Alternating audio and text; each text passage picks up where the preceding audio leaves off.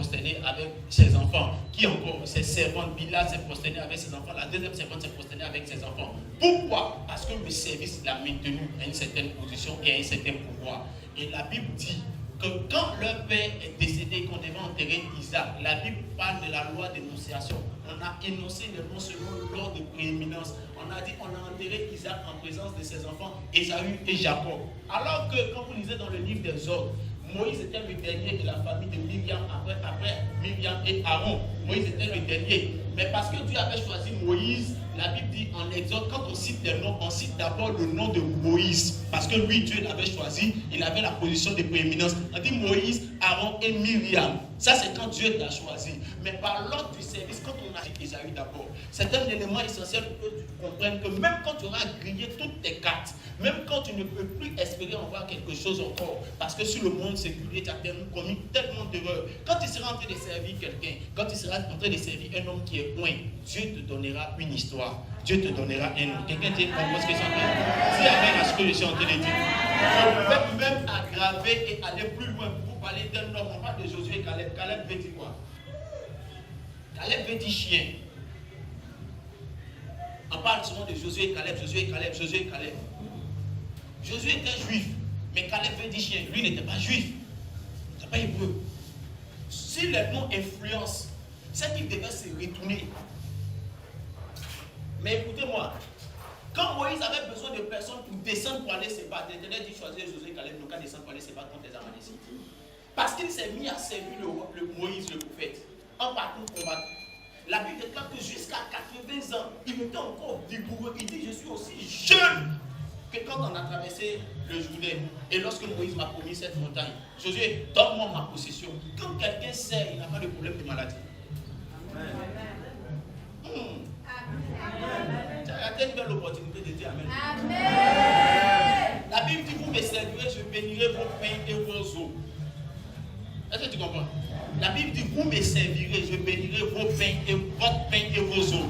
On dit, je bénirai votre pain et vos eaux. Si on dit votre pain, c'est que c'est un seul pain, il est question de ton revenu. Mais si on dit vos eaux, c'est qu'il n'est pas simplement question de ce que tu bois. Il est question de plusieurs types d'eau. L'eau qu'on boit là, l'eau liquide là, il est question de plusieurs types d'eau. Je peux poser une question à une femme ici. Quand tu vas accoucher, qu'est-ce que tu fais? La première chose, tu payes les eaux. Si tu sais Dieu, Dieu bénira les eaux qui sont dedans de toi. La Bible dit, tu travailleras à la sueur de quoi? La sueur là, c'est quoi? C'est de l'eau qui sort, c'est un liquide qui sort. Donc si tu sais Dieu, pendant que toi tu es en train de te battre pour travailler, tu ne peux pas perdre ton argent. Parce que je suis en train de parler à quelqu'un. La Bible dit, enfin vous levez-vous tôt le matin, vous dormez tard. Il en donne autant à ses bien-aimés pendant qu'il dort. Est-ce que quelqu'un commence à se en train de dire? C'est pourquoi je me plains, mais je plains ceux qui sont dans les églises et puis on les appelle département des hommes et puis c'est une bande de comment ça s'appelle, de bluffeurs. Et ils sont là trop choqués. Mais dans l'église, ils viennent que les dimanches, quand ils gardent la voiture, il est 10h45. Et c'est les premiers à regarder la montre.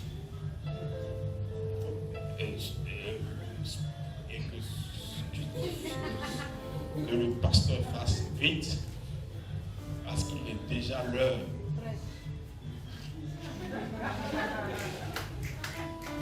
Amen. Vous savez quoi? Vous savez quoi? Vous savez quoi? J'ai quelqu'un, j'ai des témoignages bizarres qui m'accompagnent. En fait, je vais dire à des hommes, Dieu vous aime tellement qu'il veut vous appeler à l'ordre. Pour ceux qui ne comprennent pas que c'est de l'autel que la grâce sort pour vous envoyer loin. Ne permettez jamais au diable de vous donner de croire que c'est vous qui faites l'autel. Amen. Amen. Ne permettez jamais, là je parle à tout le monde, ne permettez jamais au diable de te donner de croire que c'est ta dîme qui fait le pasteur. Jamais. Si. Je suis un pasteur, ça fait 6 ans. Je conduis la grâce du Seigneur. J'ai touché 30 000 quand j'ai pris une maison qui coûte 120 000. Donc je compte tellement sur la grâce du Seigneur que je sais encourager les fidèles à ne jamais croire qu'ils peuvent faire autre chose ou ils peuvent devenir autre chose qu'en dehors de la force de leur autel. Ce n'est pas encore mon message, mais je ne sais pas pourquoi je vous parle de ça. Le Seigneur m'a dit prêche et parle du service pour que tous les hommes se mettent à servir, entrez dans les comités, entrez dans les départements. Ne permettez pas à vos femmes de venir en retard. Si elle veut venir en retard, laisse-les, puis toi-même viens venir à l'église. Si tu as fait ça 10 fois, tu vas voir qu'elle va changer. J'ai dit quelque chose à quelqu'un. Moi-même déjà, j'avais dit que vous n'aimez pas ma tête. J'ai senti déjà pour aller dire que tout ça peut aller.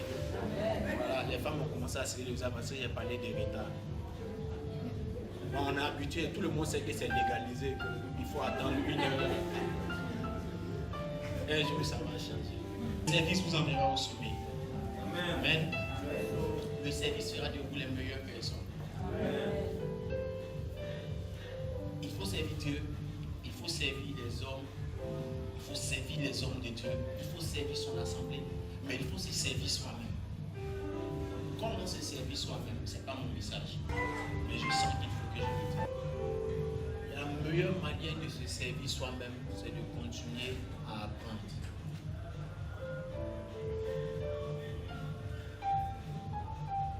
Vous savez, dans les églises où on n'est pas beaucoup, il y a beaucoup d'orgueilleux. Si je vous dis la vérité. Si tu te cultives pour ta foi chrétienne, chaque fois que tu grandiras avec Dieu, chaque fois tu deviendras petit aux yeux de Dieu et aux yeux de ceux que Dieu a établis devant toi. C'est pourquoi je vous exhorte à lire. Amen. Vous n'avez pas remarqué que toutes les formations qu'on a faites qui ne nous ont pas coûté quelque chose là, on n'a pas pu tirer le grand bénéfice de ces formations. C'est le sujet des hôtels. Nous avons plus ou moins entendu parler des hôtels, de ce que cela représente. Et ce soir, je voudrais parler principalement de l'hôtel de la maison de ma mère. Amen. De 3 textes, de 3 images. À chaque fois qu'on évoluera, je déroulerai chacun des textes. Mais il est important pour que vous compreniez. L'hôtel est par définition un endroit de rencontre entre la divinité et l'humanité. Ça, je sais que vous avez déjà entendu ça, vous le savez. Un hôtel est un lieu où on apporte des adorations. C'est l'endroit de rencontre entre une divinité et l'humanité. C'est-à-dire le lieu où un homme vient lever un hôtel, le lieu où un homme vient faire un sacrifice pour être en contact avec un Dieu, pour être en contact avec une divinité, pour être en contact avec un esprit. Ce que je voudrais que tu gardes à l'esprit, c'est que l'hôtel est plus âgé que toi, bien souvent. Ce à quoi nous avons affaire pour ces temps-ci, c'est que les hôtels qui agissent ou qui influencent nos vies sont des hôtels qui bien souvent été élevés par nos parents. Et nous pouvons ignorer leur existence. Mais ce n'est pas parce que tu ignores leur existence que les hôtels n'existent pas. Les hôtels n'agissent pas forcément comme une possession démoniaque, c'est-à-dire que tu as conscience qu'un esprit en toi. Tu peux ne même pas avoir un esprit présent en toi, mais parce que l'hôtel existe, il peut mettre un embargo, il peut mettre une décision de limitation, il peut mettre un fardeau sur ta vie. Il y a beaucoup de familles qui évoluent avec le principe, mais avec l'influence de force hôtel. Quand tu as un hôtel, ta prophétie n'est pas plus grande que l'hôtel. Amen. Amen. La prophétie qui est sur ta vie, souvent n'est pas plus grande que l'hôtel. L'hôtel est ce qui peut arrêter l'évolution d'une prophétie sur ta vie. L'hôtel peut même aller contre le plan de Dieu sur ta vie. Pourquoi? Parce que l'hôtel est à la vérité un droit légal qu'une famille donne à une divinité de pouvoir opérer dans sa vie. Il se peut, si Dieu le permet, que pendant ces quelques temps que nous allons passer dans le message, que nous donnions beaucoup de témoignages. Parce que souvent, pour faire comprendre la question des hôtels, il faut évoluer avec des témoignages. J'espère que Dieu le permettra. Mais ce que je voudrais que tu comprennes, c'est que l'hôtel existe bel et bien. Si nous avons défini de manière générale ce que c'est que l'hôtel, quel est l'hôtel de la maison de notre mère, ou comment on paie un hôtel. Prenons nos Bibles dans le livre de Matthieu. Mais avant, je voudrais que quelqu'un lise dans la salle Zacharie 9:9. Je vais vous montrer comment Dieu peut avoir une prophétie sur toi. toi. Zacharie chapitre 9, verset 9, nous montre que Dieu avait une prophétie sur un animal.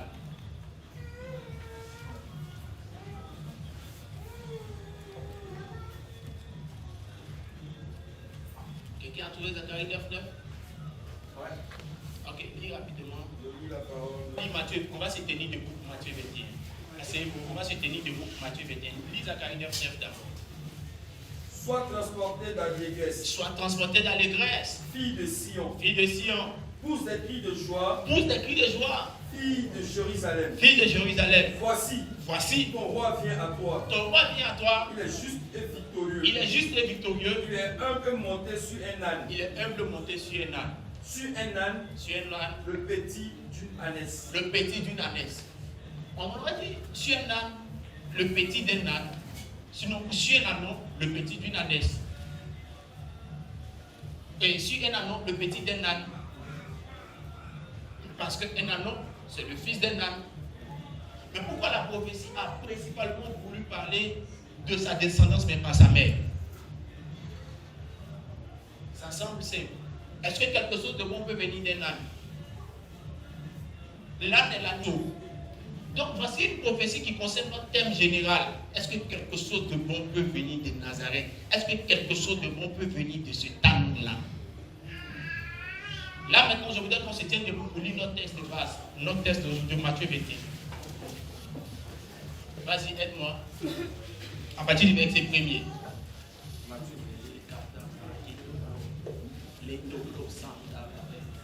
Matthieu chapitre 21, à partir du verset 1er.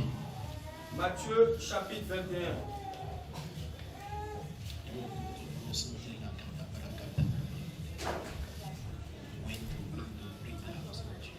Lorsqu'ils approchèrent de Jérusalem Lorsqu'il approchait de Jérusalem et qu'il fut arrivé à Bethphagée, et qu'il fut arrivé à Bethphagée, vers la montagne des Oliviers, vers la montagne des Oliviers, Jésus envoya 2 disciples Jésus envoya 2 de ses disciples en leur disant: allez au village qui est devant vous, vous trouverez aussitôt une ânesse attachée oui, et un ânon avec elle.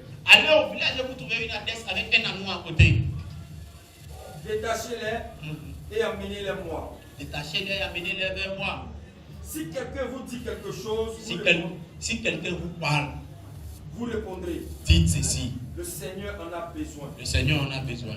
Et à l'instant, il les laissera aller. D'accord? Continue. Or, ceci arriva afin que s'accomplisse ce qui avait été annoncé par le prophète. Ceci arriva afin que s'accomplisse la prophétie que nous venons de lire en Zacharie chapitre 9, verset 9. Dites à la fille de Sion: Dites à la fille de Sion, voici ton roi voici ton roi. vient à toi, Oui. plein de douceur et monté sur un âne. Sur un ânon, le petit d'une ânesse. Les disciples allèrent et firent ce que Jésus leur avait ordonné. Je vais vous poser une question. Ils amenaient l'ânesse et l'ânon, mis sur eux leurs vêtements et les filles asseoir dessus. Jésus s'est assis sur les 2 animaux en même temps.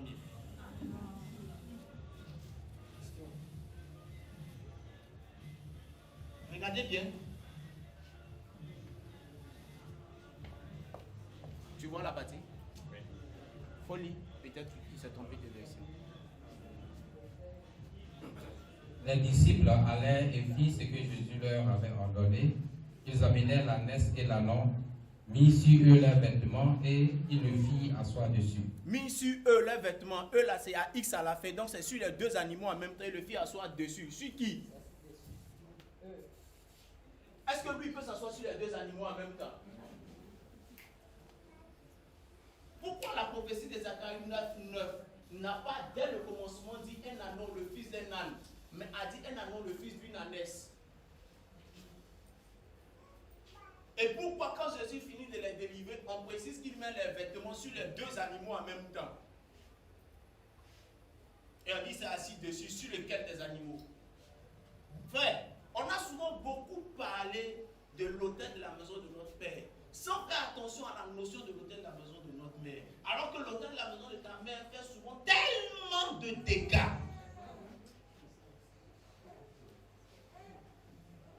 Je n'aurai pas le temps de terminer, mais je vois que je reviendrai ici avec le livre afin que vous compreniez ce qui est écrit dedans. prier pour que nous puissions le finir. Amen. Distinguez enfant de Dieu, on peut s'asseoir. Là, tu es en train de réfléchir et c'est ce qui me plaît. Aïe, donc Jésus, là, il a mis son pied ici, ici, là, et puis il a mis. L'une des choses que je voudrais que vous gardez à l'esprit, premièrement, c'est que les hôtels existent bel et bien. Celui qui vous dit que les hôtels n'existent pas, il ment. Toutes les nations ont des hôtels. C'est des lieux où des adorations ont été faites. C'est des lieux où des divinités viennent, où on va rencontrer des divinités. Et les hôtels sont bâtis par le pouvoir des sacrifices, avec un objectif bien précis. Pas simplement rencontrer la divinité, mais donner à la divinité de pouvoir opérer avec un mandat, avec un message. C'est pourquoi vous pouvez entrer dans certaines contrées, vous pouvez voir un type d'hôtel qui est érigé au centre de la ville. Et à partir de l'hôtel qui est érigé au centre de la ville, on peut définir quelle est la vie des personnes qui sont de la ville. Quand vous partez à Bois-Fleuve, vous voyez une femme avec un serpent au-dessus de son cou, n'est-ce pas? Qui sont ceux de la région de Bois? À l'époque, on dit si on affecte ton mari à Bois-Fleuve, il faut tout faire pour l'accompagner. Si tu ne l'as pas accompagné, tu vas sentir que tu l'as perdu. Quelqu'un comprend ce que je suis en train de dire? L'autel qui est élevé, plus il est grand, plus il exerce une certaine influence. Notre texte nous dit qu'il y a un anneau qui est avec sa mère attachée à l'entrée de la ville, à l'entrée d'un village. Ils ne sont même pas dans le village. Donc ils n'ont même pas le privilège de vivre. C'est que ceux qui sont dans le village peuvent vivre. L'autel fonctionne dans ta vie comme étant le décideur de tout ce que tu es censé pouvoir devenir. L'autel, est-ce qu'il y a la tour de contrôle pour régner sur la famille en fonction du mandat que tes parents ont donné depuis l'origine? C'est pourquoi on peut voir dans certaines familles, ils peuvent exceller dans certains domaines, mais dans d'autres domaines, on leur interdit de pouvoir exceller dans ces domaines-là. Pourquoi? Parce qu'un pacte a été tissé sur un hôtel. Et tant que l'hôtel existe, ou bien tant que tu es encore toi connecté à cet hôtel, il y a quelque chose que tu ne peux pas voir. Tu ne peux pas franchir, aller au-delà de ce que le pacte a dit. Il y a des pactes à partir desquels ils n'ont pas permis à certaines familles de pouvoir exploser financièrement. Les hôtels ont la capacité de pouvoir déterminer ce que tu dois devenir. Parce que ton fonctionnement avec l'hôtel est à l'image de l'anneau et l'ânesse qui en fait sont attachés à un pilier. L'hôtel existe et sans que tu ne le saches, il y a une corde qui t'est reliée à l'hôtel. Pendant que tu ne vois pas la corde, tu ne sentiras pas que tu es en train d'être influencé par l'hôtel. Jusqu'à ce que tu ne cherches pas, jusqu'à ce que tu cherches à sortir de la limite que la corde te donne. Je prends un exemple. S'il y a une corde qui est attachée à là et qui est attachée à celui-là, si celui-là veut aller, il tourne dans la même zone, il ne pourra pas sentir qu'il y a une corde. Mais quand il va vouloir aller plus loin, il va vouloir s'éloigner, c'est là la corde va s'étirer, il va sentir qu'il est à terre. Il a été attaché quelque part. C'est ici le fonctionnement de l'hôtel. C'est le jour où tu as décidé de faire ce qui est contre à ce que l'hôtel a été dit, à ce que l'hôtel a dit, à ce que le contrat avec l'hôtel a dit, c'est alors que tu te rendras compte qu'il y a quelque chose qui te bloque. De manière générale, c'est comme ça fonctionne l'hôtel.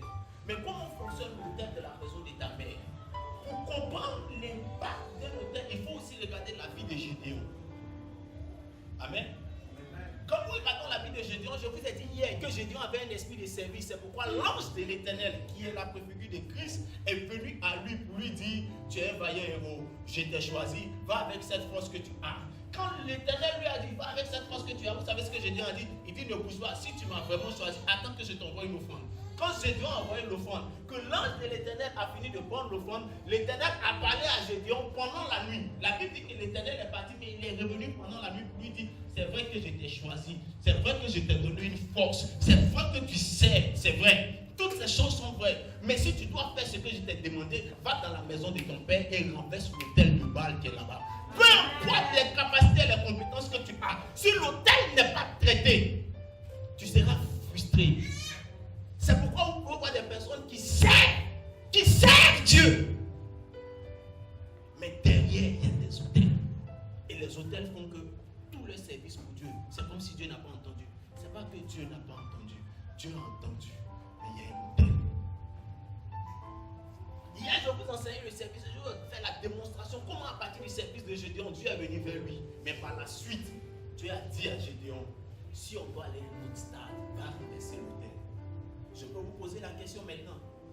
Gédéon était le plus petit de sa famille, qui était la plus petite tribu d'Israël. Ça, nous l'avons vu hier. Mais la Bible dit que quand Gédéon a fini de renverser l'autel, le lendemain matin, tout le monde cherchait à tuer Gédéon. Son père, qui était le prêtre de Baal, parce que c'est dans sa maison qu'il y avait un autel. Lui-même, il a dit immédiatement, pourquoi vous voulez le tuer? Si Baal est aussi fort que ça, pourquoi Baal ne se défend pas lui-même? C'est-à-dire que même son père était sous le pouvoir de l'autel. Lui-même, il cherchait à être délivré. Quand l'autel est renversé, à la vérité, ceux même que tu n'imaginais pas, ils cherchent quelqu'un qui va renverser ça pour eux. Quand Gédéon finit de renverser l'autel de la maison de son père, lui c'était l'autel de la maison de son père. Quand il finit de renverser l'autel de la maison de son père, le plus petit et le plus peureux, la Bible dit 32 000 personnes sont prêtes à suivre Gédéon. 32 000 personnes sont prêtes à suivre Gédéon. Vous savez, souvent, tu as du charisme. Mais le charisme que tu as là, il ne te permet que d'organiser tournoi de petits poteaux au quartier. Tu ne peux pas organiser autre chose.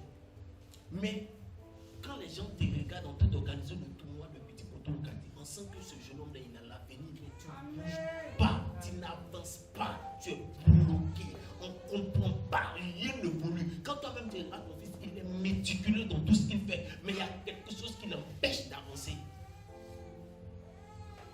C'est comme pour Gédéon. Il avait l'esprit de service. Il était organisé. On dit on volait la moisson des autres, on détruisait les semences des autres, mais lui il a su cacher sa semence. Il savait à quel moment aller moissonner pour ne plus cacher. Il avait un esprit de service, un esprit de planification, d'organisation, mais ça ne pouvait rester que dans sa famille. Même quand le choix de l'Éternel est venu, l'Éternel lui dit ça ne peut pas exploser tant que tu n'as pas détruit cet autel.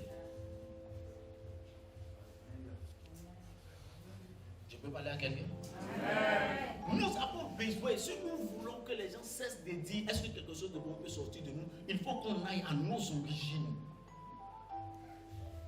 Aller à l'autel de la maison de ta mère, c'est aller à ton origine. L'autel de la maison de ta mère, là je commence à en parler. Opère dans ta vie comme un autel de contrôle. Pourquoi? Parce que c'est comme si tu es encore dans son ventre. Et tout ce que tu fais, tu le fais avec limitation. Le meilleur texte pour parler de l'autel de la maison de ta mère, c'est dans le livre de Genèse chapitre 31. Je vous permets de le lire à la maison, s'il vous plaît. Vous allez voir l'histoire de Jacob. À partir de l'histoire de Jacob, vous allez comprendre comment l'autel de la maison de sa mère a terrorisé la vie de ce monsieur. Quand le monsieur a eu la bénédiction de son père, sa mère lui a dit à son père, mon fils là, je ne veux pas que son grand frère le tue. Comme il a reçu la bénédiction, il n'a qu'à aller dans ma maison, dans ma famille pour pouvoir prendre femme. Quand il est allé dans sa famille pour pouvoir prendre femme, il a rencontré quelqu'un là-bas qui s'appelle Laban, c'est son nom. La Bible dit que Laban l'a volé 10 fois. Beaucoup de personnes pensent qu'on a volé 10 fois le salaire de Jacob, c'est en vain. C'est faux. Laban avait dit blanc. Laban est le frère de sa mère. Le jour où on faisait la dot de la mère de Jacob, le jour où on faisait la dot de la mère de Jacob, lorsque Eliezer de Damas, le serviteur d'Abraham, est venu apporter les éléments pour la dot, la Bible déclare que quand ils ont fini de recevoir la dot, Laban a dit à son papa et à sa maman, il ne faut pas qu'elle parte, il faut qu'elle reste encore pendant 10 jours. Les mêmes 10 fois qu'il a volé le salaire de Jacob là. Les mêmes 10 fois il voulait retenir sa soeur. Et sa soeur lui a dit, je ne veux pas que vous me reteniez. Et le serviteur lui-même, il a répondu, le serviteur d'Abraham qui était venu faire la dot, il dit, si vous avez accepté ma dot, pourquoi vous voulez me retenir encore? Quand tu as l'autel de la maison de ta mère, on peut te faire une promesse, mais la promesse ne vient pas. Parce qu'il y a un esprit d'héritage qui te suit.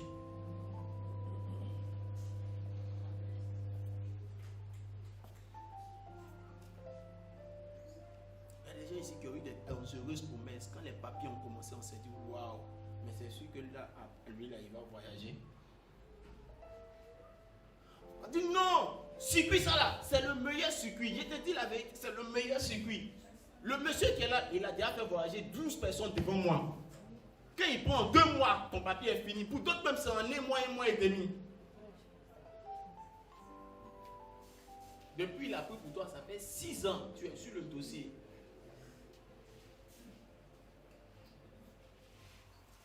c'est le même Laban qui a dit à la maman à Énézère de Damas qui est venue doter la maman de Jacob. C'est le même Laban qui a dit qu'elle reste encore une dizaine de jours. L'autel de la maison de ta mère a pour but de te mettre en état si 10 ans. A pour but de te mettre en état si 10 jours. A pour but de te mettre en état sur 10 mois. Des choses que tu pouvais faire simplement. L'autel de la maison de ta mère va te ralentir toujours. Et tu es celui qui fournit le plus d'efforts chaque fois pour avoir les petites choses.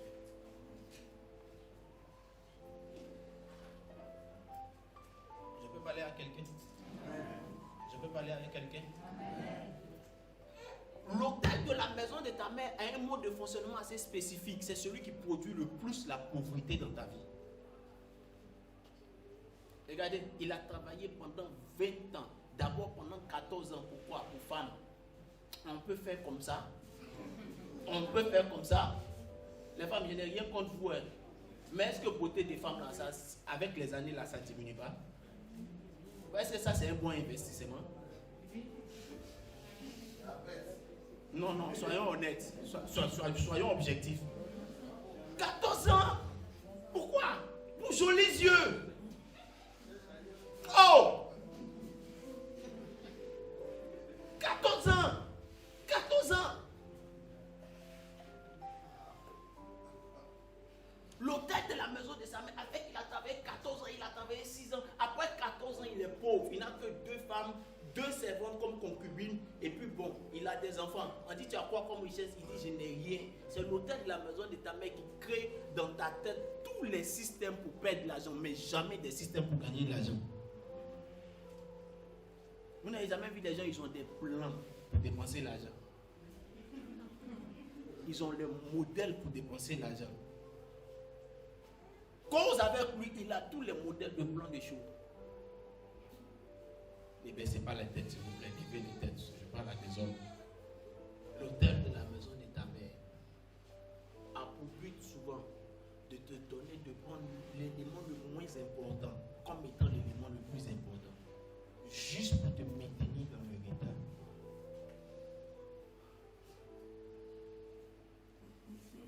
Regardez.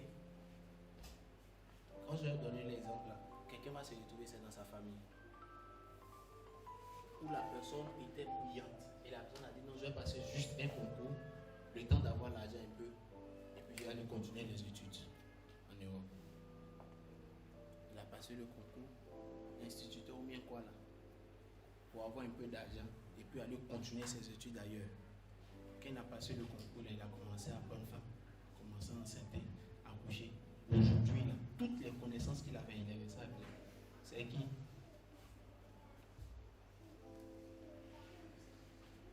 Qui se reconnaît? C'est qui? Ton grand frère. C'est de ça il est question. C'est clair. J'ai dit quand j'ai donné l'exemple, la personne ici va se reconnaître dedans. C'est clair. C'est le modèle de la maison de ta mère qui te donne de ne pas te concentrer sur les choses essentielles, mais te concentrer sur les détails. Et tu es focalisé sur les détails comme si c'est la chose principale. C'est comme si on a mis un voile sur tes yeux. Regardez, quand Jacob a pris sa femme, la Bible dit qu'ils sont sortis ensemble la nuit. Matin, quand il se réveille, c'est pas elle. Tu c'est quel coin que toi tu sors? Elle t'a fait quoi? Et puis toi, tu ne peux pas voir son visage. C'est quoi elle t'a fait? Hey!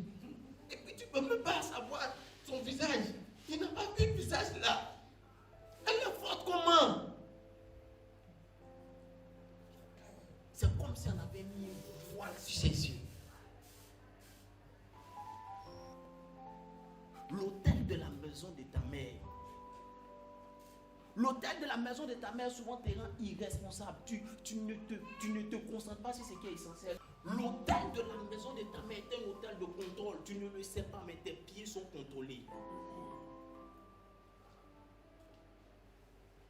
Oh, beaucoup de personnes l'ignorent, mais l'autel de la maison de ta mère te connecte toujours aux mauvaises personnes qui te doublent et qui abusent de toi.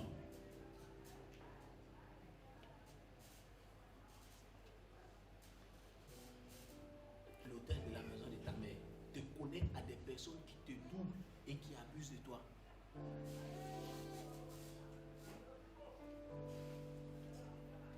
fais toujours business avec les mauvaises personnes. Vous savez, souvent, c'est certaines mamans qui disent non, mon fils là, sa femme ne va jamais le commander. C'est l'hôtel de la maison de ta mère qui fait même que ta femme te commande. Tu lui donnes tout. Et puis ta maman, elle est dans la dèche.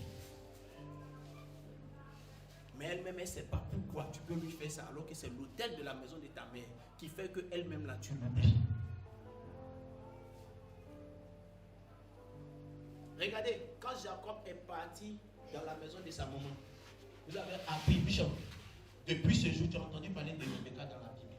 On n'a plus jamais entendu parler de Rebecca. On ne sait même pas où Rebecca était enterrée.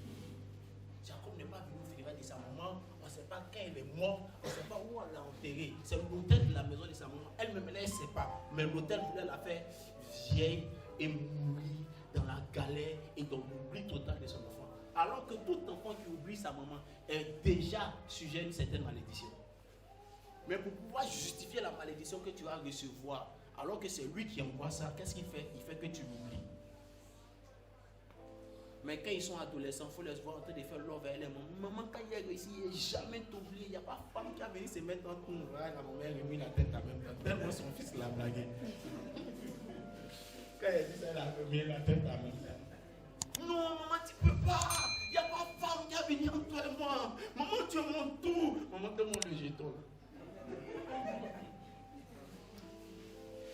Quand il voit un joli yeux, en même temps, il s'en va. Souvent, même là, même quand nous-mêmes, là, quand on vient voir, c'est quelle femme qui a pris notre neveu là même pour qu'il oublie sa maman. Quand on regarde femme là, on ne voit même pas où elle peut couper son cœur là même.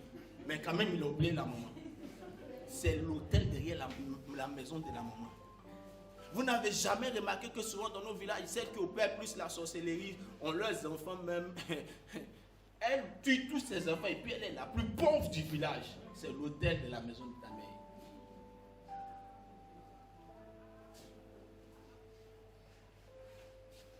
L'hôtel de la maison de ta mère définit plus ton niveau social. Il a travaillé 20 ans comme esclave. Pourtant, il était chez son oncle. Pourtant, il était chez son oncle. L'hôtel de la maison de ta mère, ce qui t'empêche d'avoir une promotion. Il travaille dans le domaine social, dans le domaine économique. L'hôtel de la maison de ton père définit ton influence, définit ton aura, mais l'hôtel de la maison de ta mère définit ton plan économique et ton plan social. Regarde dans ta lignée, comment l'hôtel sévit, les mêmes vices, les mêmes méthodes, les mêmes chutes, les mêmes faillites, les mêmes finitions.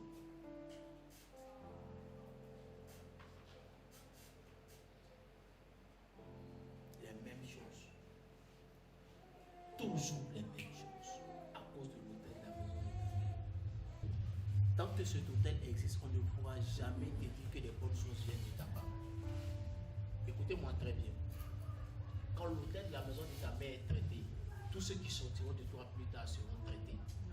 C'est la raison pour laquelle Jésus, quand il a donné la prophétie, il dit allez à l'entrée du village. Vous savez, entrer dans le village ou entrer dans la ville, c'est avoir un certain niveau social, selon la symbolique de la Bible. Amen. Donc quand tu es en marge du village, tu es considéré comme étant les légués, car c'était les légués dans la Bible qui devaient vivre hors du village. Donc tu étais censé manquer de tout. Et l'hôtel de la maison de ta mère, c'est pourquoi je t'ai dit qu'il te contrôlait, il te mettait hors du village. Mais Jésus dit, allez, ceux qui sont au bord du village, hors du village, ceux avec qui on ne compose pas, ceux qui sont marginalisés, ceux avec qui on ne veut pas faire quelque chose parce que rien de bon ne peut sortir de aller me les chercher quand il y a quelque chose de nouveau que je vais apporter à leur histoire. Oh, je peux sentir l'Esprit de Dieu se préparer à faire quelque chose de nouveau.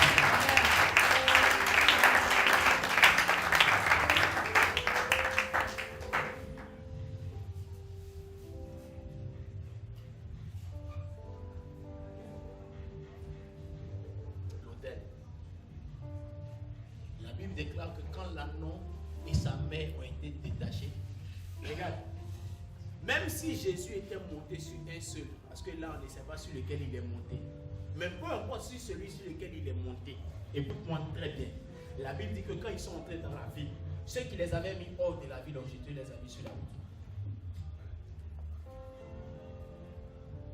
ceux qui les avaient attachés hors de la ville ont jeté leurs habits sur la route. Pourquoi? Parce que le maître les avait déliés et il était monté sur eux. Si Jésus est monté sur un seul, que les deux sont ensemble, le deuxième Jésus n'est pas dessus, mais lui aussi il marche sur les habits des gens.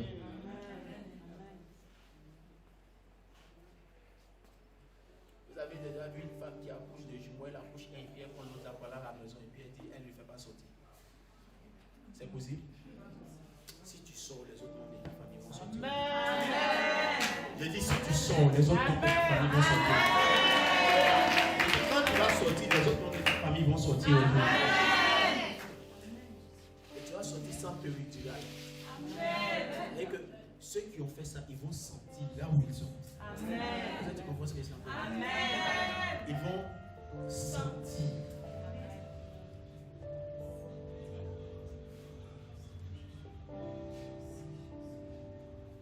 Quand la corde sera coupée, quand l'autel sera renversé, tu ne comprendras pas comment les choses peuvent s'accélérer. L'autel de la maison de ta mère te maintient dans une cachette qui a pour but de pouvoir empêcher que ta vie puisse exploser. Le grand Jacob, avec toute la prophétie qu'il avait sur lui, le grand Jacob qui avait sur lui la bénédiction d'Isaac, l'homme qui est devenu multimilliardaire, le grand Jacob qui a reçu l'imposition des mains d'Isaac, qui a reçu la promesse et la prophétie avant sa naissance, qui a reçu la bénédiction du fils d'Abraham, celui qui a rencontré le buisson, le bélier du buisson, le grand Jacob qui a reçu tout ça. L'autel de la maison de sa mère, il l'a caché pendant 20 ans, il ne peut pas exploser, il étouffe. Mais lorsque l'autel de la maison de sa mère était renversé, la Bible déclare qu'immédiatement il est devenu plus riche que Laban. Je peux voir la grâce de l'Éternel créer un renversement de situation. Tu comprends ce que j'ai dit? J'ai dit, je peux voir la grâce de l'Éternel créer un renversement de situation. Genèse 31, la Bible déclare que Jacob remarqua aux yeux des enfants de Laban qu'ils ont commencé à mal le regarder. Laban même le regarde mal. Ses enfants disent, Jacob a volé l'héritage de notre papa, les biens de notre papa. Pendant 20 ans, il était en train de me marmailler. Vous ne dites rien. Parce qu'il a commencé à apprendre ce qui est à mon, vous vous plaignez. Les gens vont toujours se plaindre quand tu vas commencer à avancer. Amen. Mais ils ne pourront plus rien faire. Amen. La Bible déclare, attendez, il est le meilleur voleur de sa génération, meilleur doubleur, marmailleur numéro 1, avec étiquette certifiée. C'était Laban, c'était Jacob. Mais il a été 20 ans sous le pouvoir de Laban. Il ne peut rien faire. L'autel de la maison de ta mère t'enlève tout ton charisme. Tu ne peux pas parler. Tu ne peux pas parler, on ne te comprend pas. On dit, mais lui, il était zélé, mais lui, là, il avait un charisme. Pourquoi il est devenu comme ça? Il ne peut même pas parler. Mais quand l'autel a été renversé, la Bible déclare que Jacob dribbla Laban. Tu vas dribbler tous ceux. Amen.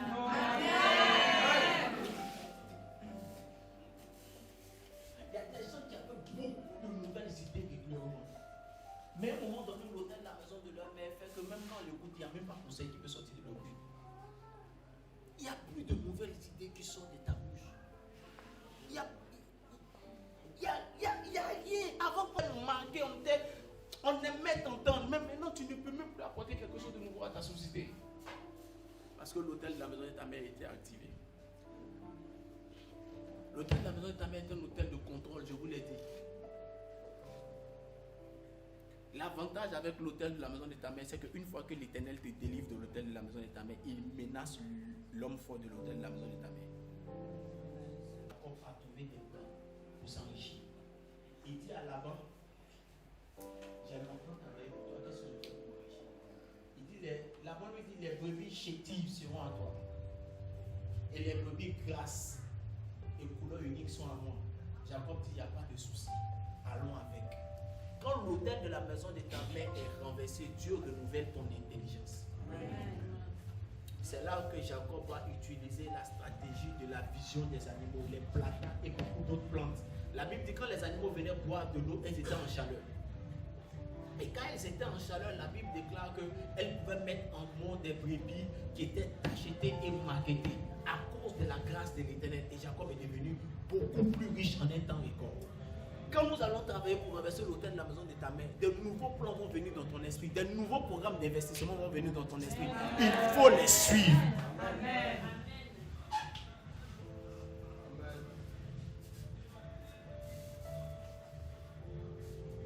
L'autel de la maison de ta mère, je reviens encore et j'insiste, te maintient sous contrôle dans un territoire. L'autel de la maison de ta mère ne connaît pas ton onction. L'autel de la maison de ta mère ne connaît pas tes prières. L'autel de la maison de ta mère répond à un principe, la force des sacrifices. La maison de ta mère ne connaît pas la taille de tes prières, elle connaît la force de tes sémences. Ou si tu te connectes à un autre autel.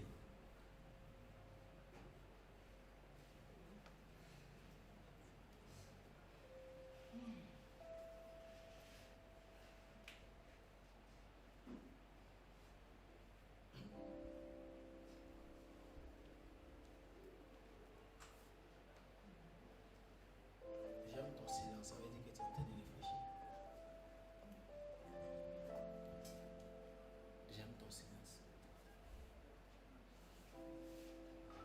Il y a des Jacob ici pleins de potentiel, mais qui vivent la vie en dessous du standard que Dieu a prévu pour eux.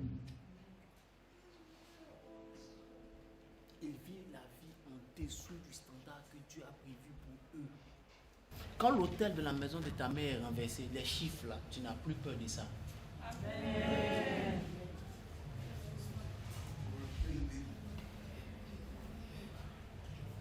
Quand l'autel de la maison de ta mère est renversé, les chiffres ne te font plus peur. Tu peux rencontrer, mais tu peux pas imaginer, quelqu'un peut venir et puis passer, ça n'a rien à voir avec ton salaire, et puis, bon, voilà.